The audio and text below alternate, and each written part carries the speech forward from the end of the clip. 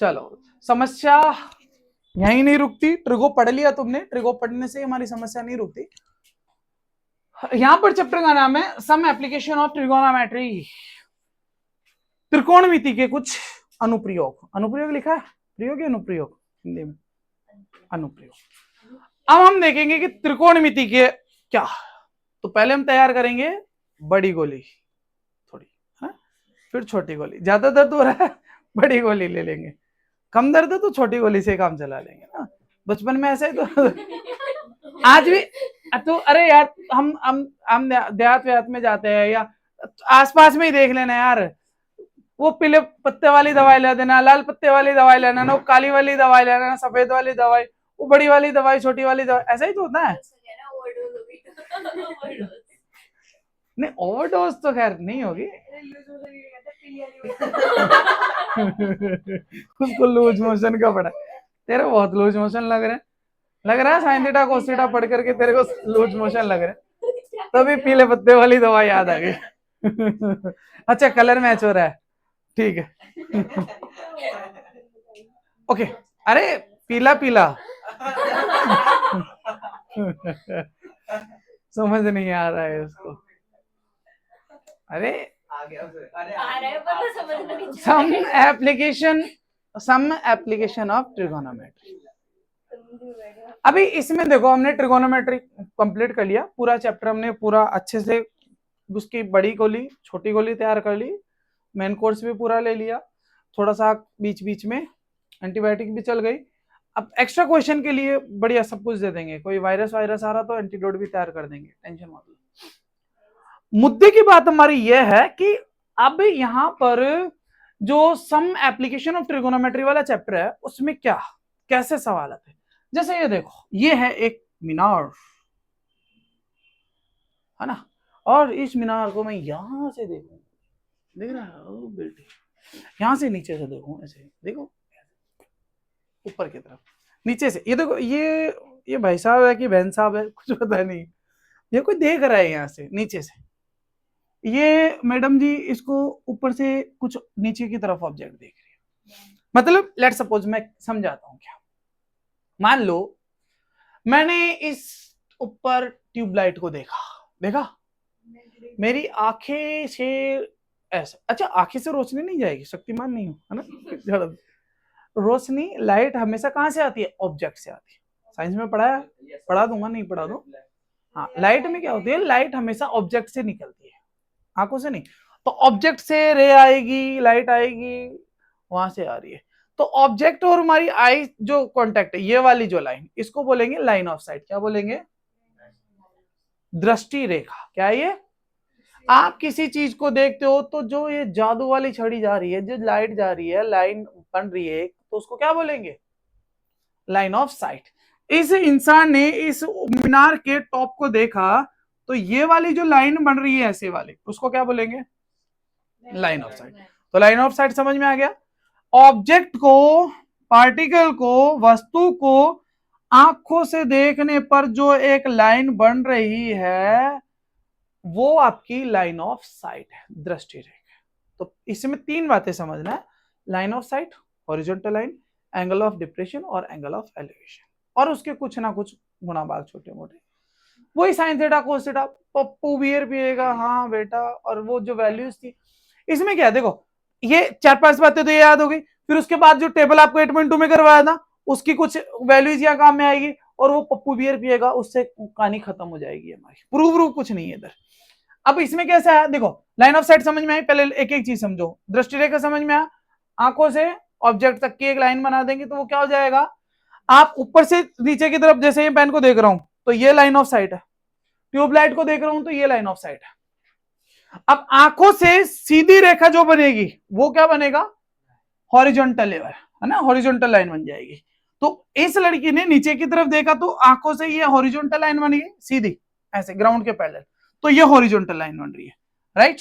और इधर जो पर्सन है वो नीचे है, नीचे से वो ऊपर की तरफ देख रहा है, कहां से,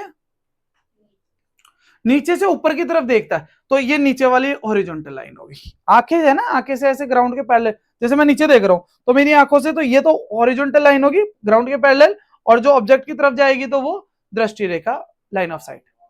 तो हॉरिजॉन्टल लेवल समझ में आ गया, हॉरिजॉन्टल लाइन जो आंखों से पैरेलल के, कुछ नहीं, जैसे मान ले अब मान ले तू इसको देख, इस ट्यूबलाइट को देख, देख रहा है, अब तू सिर उठा रहा है बेटे, सिर उठा रहा है, अब तेरी आंख से इधर या एक लाइन धागा बांध दू, ये ले इसको जोड़ दिया है ना, एक ऐसा बना, और फिर वहां से सीधी तेरी आंख जो है ना नीचे तक ले आऊंगा ग्राउंड के पैरेलल, ये तेरी आंख ऐसे देख रही थी यहां तक, हॉरिजॉन्टल तक ये।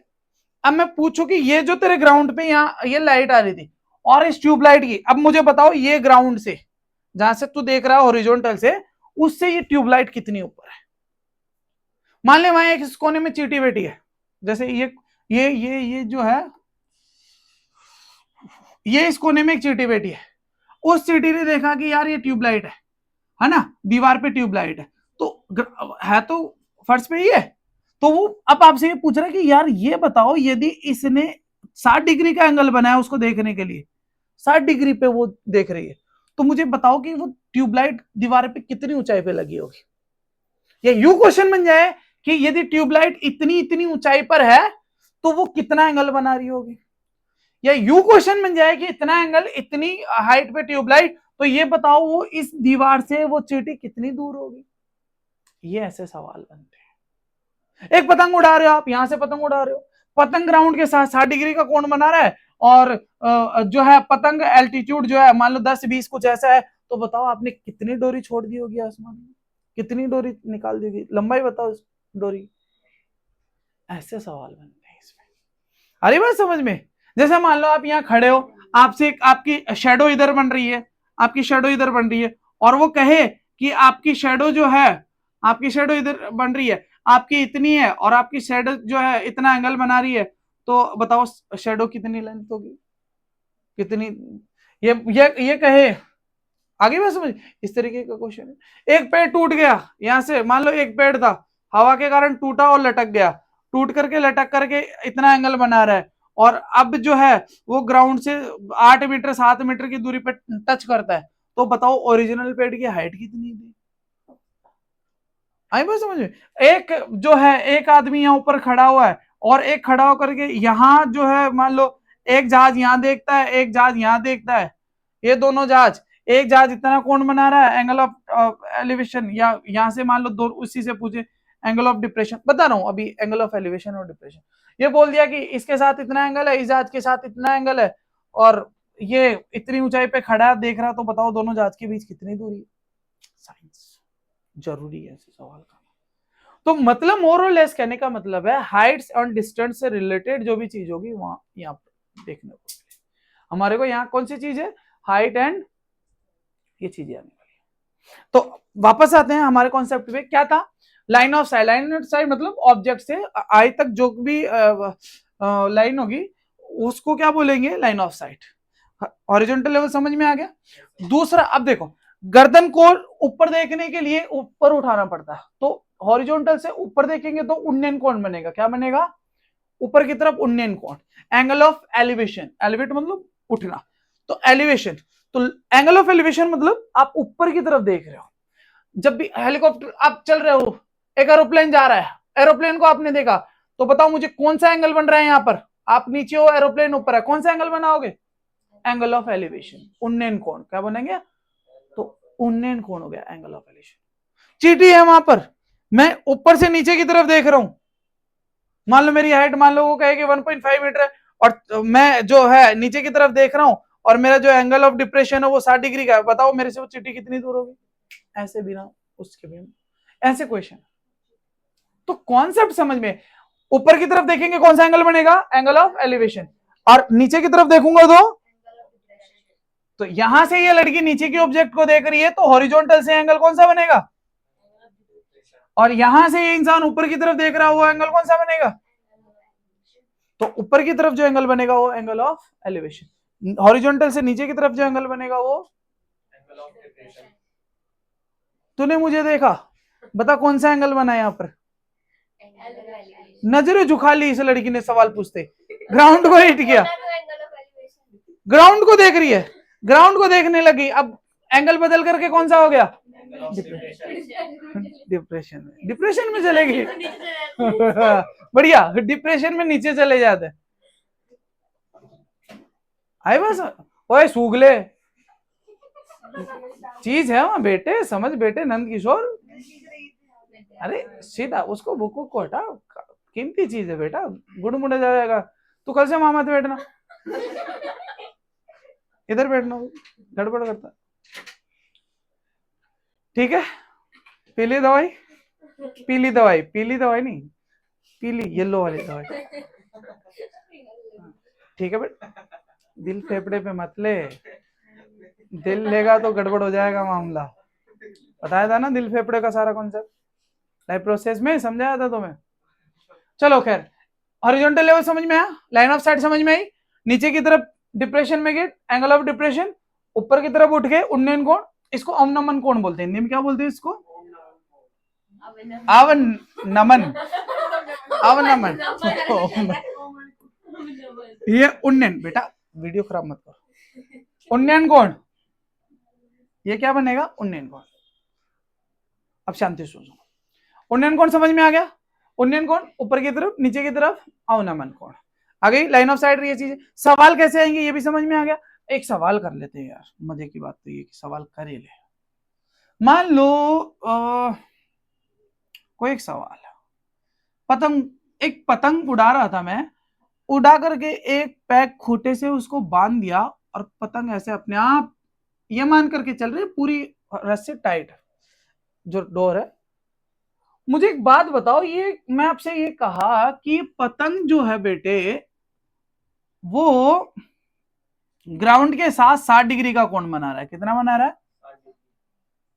60 डिग्री का बना रहा है।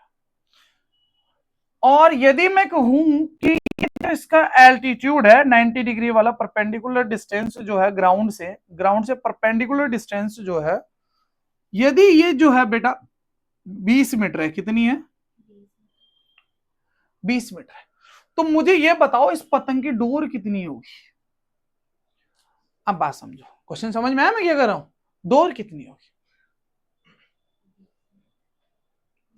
इसी क्वेश्चन को मान लो ऐसे कह दूं कि चलो पहले ये क्वेश्चन करते एक एक भाई। मुझे बताओ ये क्या है? थीटा, थीटा के सामने वाला परपेंडिकुलर। पूछ क्या रहा हूं? 90 डिग्री के सामने वाला। अब बताओ परपेंडिकुलर और हाइपोटेनस में किसका रिलेशन होता है? पप्पू बियर पिएगा साइन। अब बेटे साइन का हो गया, पहला साइन होता है कि नहीं? साइन कोस टेन, उल्टा क्या हो जाएगा? Cot sec cosec. बढ़िया, तो साइन थीटा हो गया। क्या साइन थीटा क्या होता है? परपेंडिकुलर अपॉन, अच्छा थीटा कितना है यहां पर? ये तो देखो 8.1 के हिसाब से हो गया, 8.2 वैल्यू आ जाएगी। परपेंडिकुलर कितना है? 20। हाइपोटेनस हमें मान लो x है ये, या जो भी ए बी कुछ आप नंबर लोगे तो मान लेंगे, पतंग की जो डोर है x है। साइन 60 की वैल्यू कितनी होती है? √3/2 होती है। अच्छा तो हम क्या लिखेंगे? इसकी वैल्यू लिख देंगे √3/2, और ये हो गया 20/x। इसको इससे गुणा करा कितना हुआ? ये इसको इससे गुणा करेंगे √3x हुआ, क्रॉस मल्टीप्लाई, इसको इससे गुणा करा 40, तो अभी क्या बनेगा? x की वैल्यू कितनी आ जाएगी? 40/√3। रैशनलाइज करोगे तो कितना हो जाएगा? 40√3/3, 40√3/3, √3 से गुणा कर दोगे ना ऊपर नीचे, तो 40√3/3 आंसर हो जाएगा। मतलब इतनी इस रस्सी की डोरी की लंबाई होगी।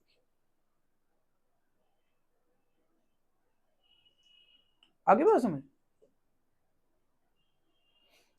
तो इस तरीके के सवाल, ऐसे सवाल आपको, जैसे मान लो और एक सवाल बताता हूं कैसे। अच्छा इसमें इंपॉर्टेंट चीज पता क्या है? इसमें इंपॉर्टेंट चीज है कि आप डायग्राम सही बना लो। सबसे इंपॉर्टेंट चीज यदि मैं बात बताऊं, डायग्राम सही बनाना, फिगर सही बन गया ना इस चैप्टर का, सब कुछ सही। जैसे मान लो एक पेडेस्टल है, पेडेस्टल समझते हो ना, जिसपे गांधी जी खड़े होते हैं, ये लो जी गांधी जी खड़े कर दिए पेडेस्टल, इस पे गांधी जी खड़े कर दिए।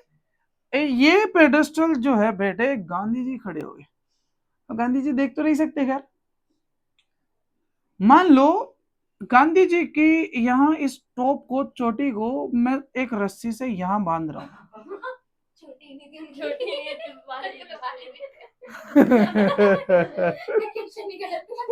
इक्वेशन ही गलत है। हाँ बात तो सही।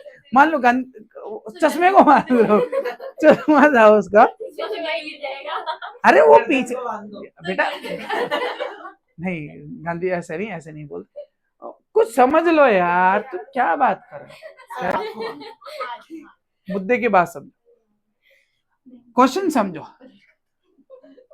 गांधी जी चलो ठीक है यार, हम क्या करते हैं, डबल टेप आती है ना, वो डबल साइड वाली टेप, वो गांधी जी के सिर पे यहाँ चिपका करके ग्राउंड में मैं क्या कर रहा हूँ, कहीं चिपका रहा हूँ, ये लो जी इतनी बड़ी टेप लगा दी, अब तो चिपक जाएगी। अरे बात समझो बेटा, गलत बात। पेडेस्टल पे कोई स्टेच्यू है, मूर्ति है, इस मूर्ति के टॉप को यहाँ, या तो मैं कहूँ कि एंगल ऑफ एलिवेशन इतना, बट अभी वो यूज नहीं कर रहा टर्म्स, कि एक मान लो क्वेश्चन ऐसे आएगा कि ये जो स्टेच्यू है इसका ग्राउंड से एंगल ऑफ एलिवेशन 60 डिग्री है, कितना है बेटा, ये तो क्या है, पेडेस्टल, उस टॉप वाले एक मूर्ति हो गई, इसको जो टॉप है उसका जो शिखर है, शिखर के साथ यहाँ इस पॉइंट का एंगल ऑफ एलिवेशन कितना बन रहा है, उन्नयन कोण 60 डिग्री, और ये कहूं कि पेडेस्टल जो है इसका एंगल ऑफ एलिवेशन 30 डिग्री है, कितना है 30 डिग्री। तो अब आपसे क्वेश्चन यदि ये कहे कि मान लो ये पेडेस्टल जो है वो 10 मीटर का है, कितने का है, तो मुझे बताओ इस स्टेच्यू मूर्ति की जो है ये कितनी ऊंचाई होगी।